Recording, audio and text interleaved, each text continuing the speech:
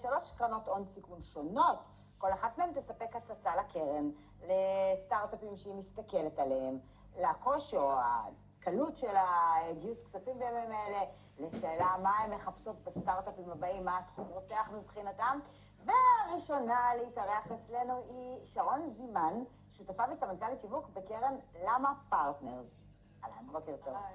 אז קודם כל, ספרו לנו קצת על הקרן, למה היא הוקמה, מה מעניין אתכם.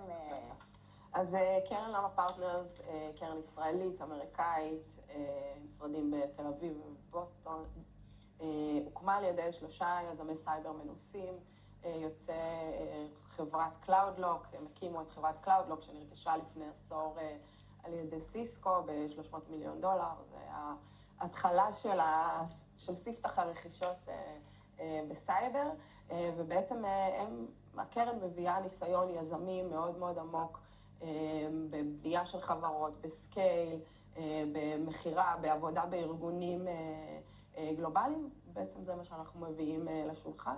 אנחנו כרגע מסיימים להשקיע את הקרן הראשונה של $50 מיליון, משקיעים ביזמים ישראלים או Israeli related, שזה יכול להיות יזמים ישראלים שיושבים בארצות הברית, בתחומים של סייבר ו-AI, ובעיקר השילוב בין סייבר ל-AI, ופועלים בשני מודלים.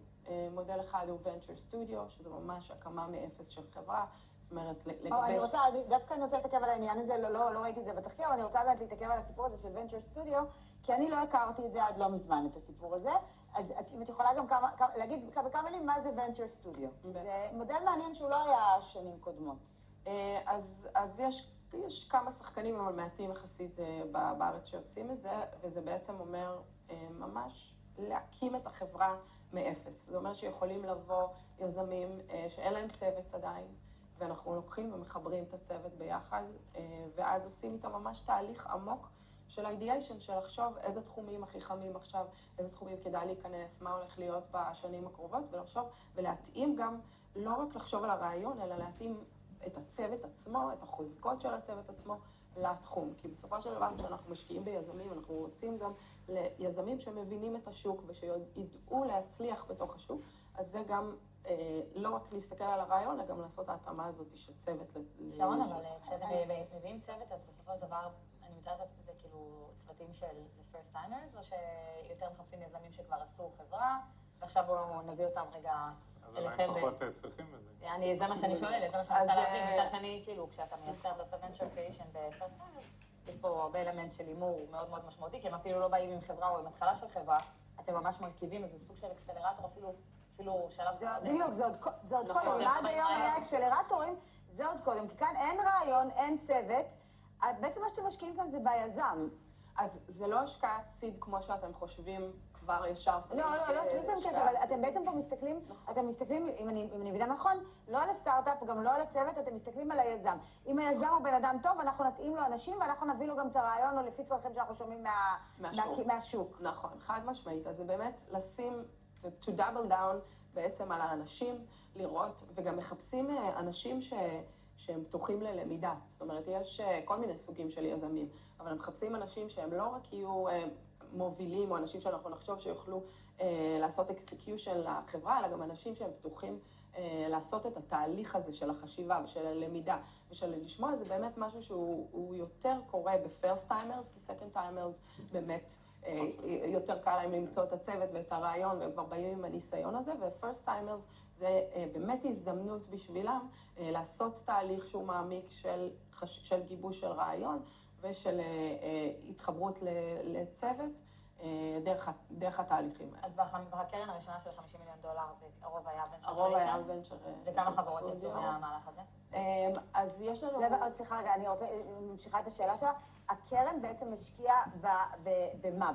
ישירות ביזמים עצמם או ב... לא, זה pre-seed, אז... זה פריסי, אבל... הקרן עובדת עם הצוות עד שהם מגובשים על הרעיון. בדיוק, ואז החברה.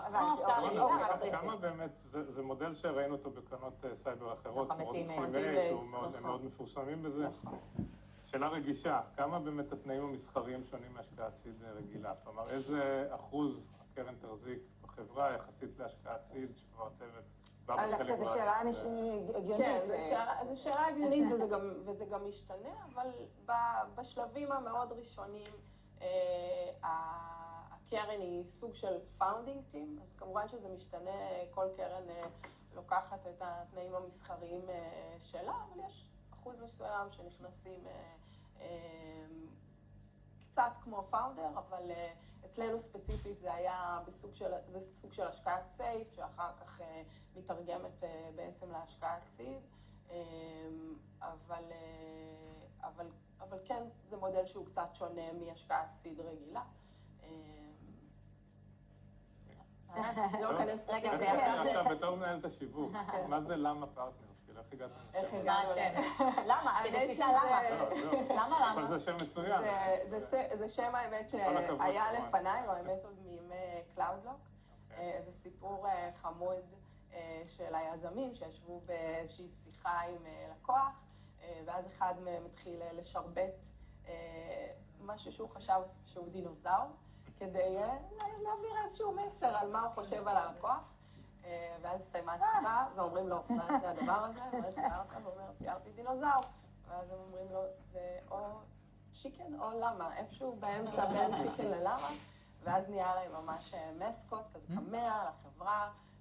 נחמד, שהוא למה. ואז עכשיו, כשהם הקימו את הקרן, הם החליטו...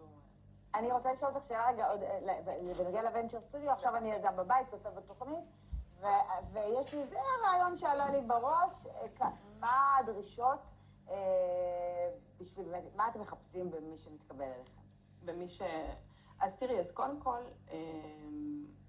כשבוחנים יזמים, זה לאו דווקא בוונצ'ר סטודיו, זה קורה גם בסיד, פשוט בוונצ'ר סטודיו, חושבים על הרעיון. בסופו של דבר, הדאבל דאון הוא על היזמים עצמם. אז מחפשים אנשים, קודם כל, שמזהים בהם את היכולת להוביל, ויכולת להקים משהו ולעשות אקסקיושן. אז זה צריך להיות אנשים שיש בהם אלמנט של מנהיגות, של יכולת לסחוף אחריהם אנשים. בסופו של דבר, גם כשחברה מוקמת, אחד הדברים הכי חשובים זה גיוס של צוות.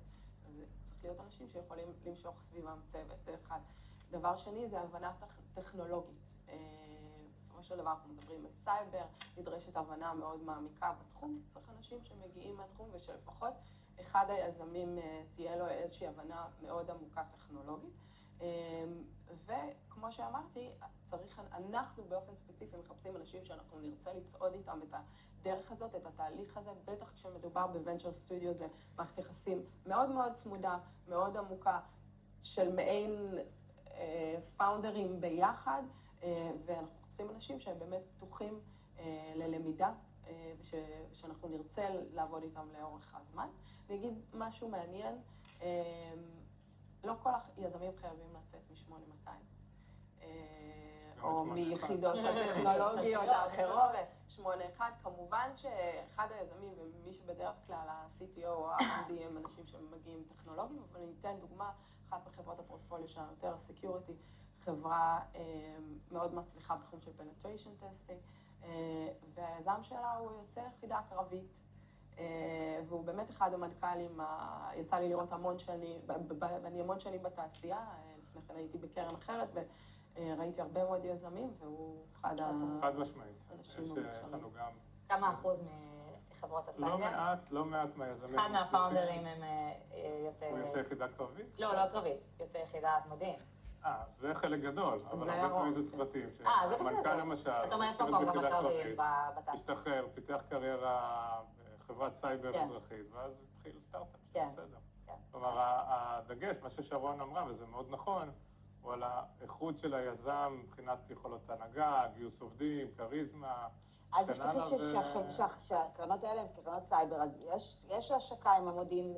לא, אולי בקרנות אחרות זה לאו דווקא, נכון, הכל יוצא 8200. יוצא 8200 מבטיחים בהרבה תחומים, אבל זה לא בהכרח. כלומר, האישיות, אני חושב של מי ששירת ביחידה מובחרת ועבר את הקשיים ואת האתגרים במסלול ובשירות ביחידה כזאת, יש לו כנראה תכונות אישיות ואופי שמאוד מאוד מתאימות לעולם של המכירה.